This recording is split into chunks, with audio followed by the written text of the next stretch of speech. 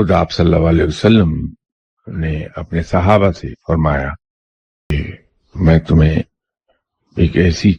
سورہ بتاتا ہوں جس کی 30 آیات ہیں، اور یہ سورہ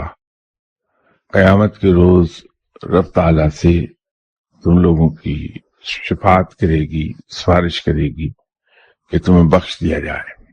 اس سے مراد یہ ہے، سورہ ملک کے بارے میں یہ ہے کہ ایک صحابی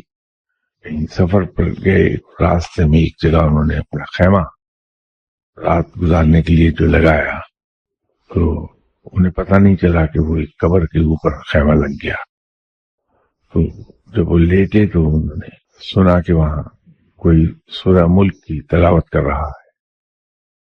اور آپ صلی اللہ علیہ وسلم سے عرض کی کہ یا رسول اللہ صلی اللہ علیہ وسلم۔ اس موقع پر بھی فرمایا آپ صلی اللہ علیہ وسلم نے کہ اس سورہ کو پڑھنے والا بخش دیا جائے گا، کہ اگر اس کو ہم ریگولرلی پڑھیں، صبح اور شام اس کی تلاوت کریں، تو اللہ کے فضل و کرم سے امید یہی ہے کہ ہم بخش دیے جائیں گے۔